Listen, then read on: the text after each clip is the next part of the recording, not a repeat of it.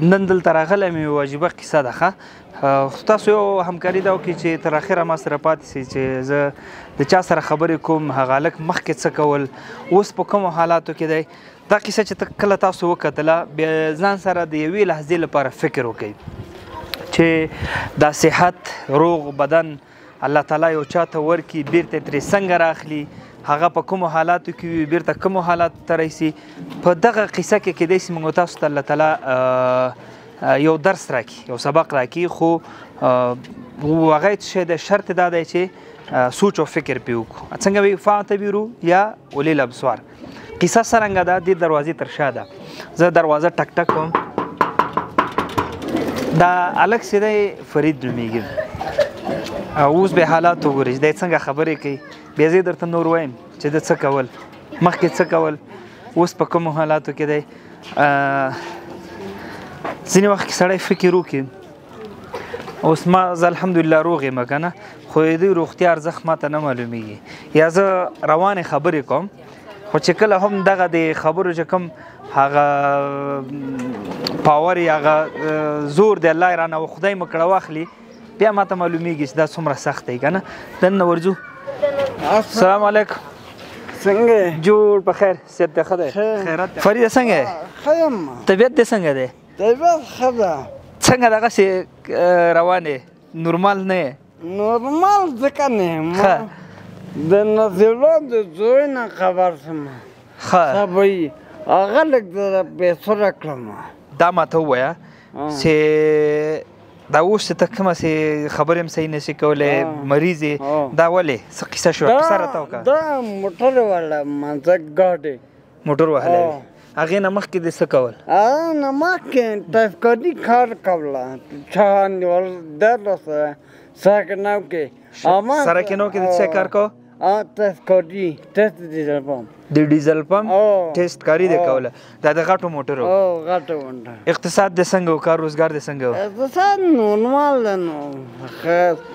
تېرېږي کورنۍ وضعیت دې بیخي ښه و هغه وخت کې ښیم د وخت مخکې ترې شوې ورځ تېرېده نو که نه خوشحاله وې خوشحاله وم بیا موټر ووهلې څو بچیان دي دي نو بچیان تقریبا 15 بچي دي 15 بچي دي یو لور دی او مشر زوی دې څو کلن دی مشر زوی مې دی 15 کلن ده نه که غټ دی ما وکته 11 کالو دی تقریبا نه 15 شپږ کالو دی تا نه غټ ښکاري ښه دوستانو دا فرید دی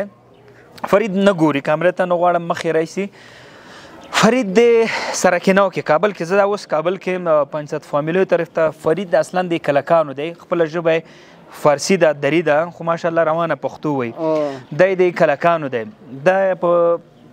دلته کور دی د په سرکنو کې دکان درلوده ډیزل پمپ کاروبار یې کوه د غټو موټرو ډېر ښه وضعیت یې جوړ و د سره نورو خلکو کار هم کېده خو متاسفانه قسمت خبرې دي د پلار وفات دی د فامیل کې یوازې یو کسر و د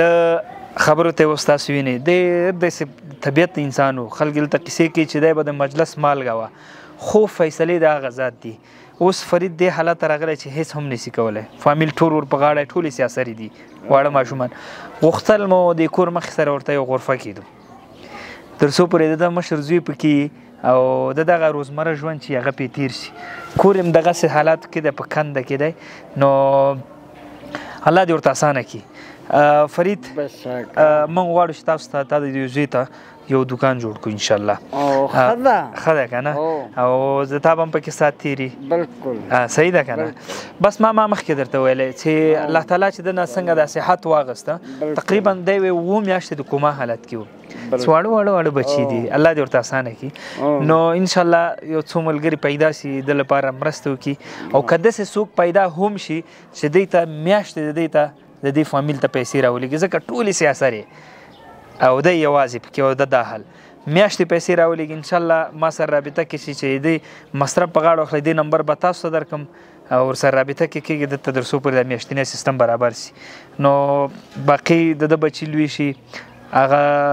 اجر یې الله سره دی نو انشاءالله داسې یو 10 نفره پیدا شي او سلسل روپۍ واچي ډالر یا د هغې معادل افغاني انشاءالله غرفه به مو ورکېږدو سودا به مو ور واخلو او دا یو جاري صدقه ده کار به ان شاء الله کو ورته تر څو پورې د بچي خدای لوی کړي. صحیح ده، ویډیو سره خبره کوي، الله مو خوشحاله. هدف مې دوستانو دا دی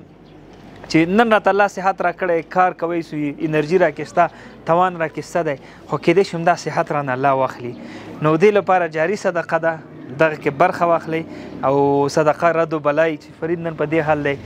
نو کیدای شي الله تعالی موږ تاسو هم خدای مکړه په دې حال کړي. نو مخکې له دې راځئ صدقه وکړو. السلام علیکم ورحمت الله.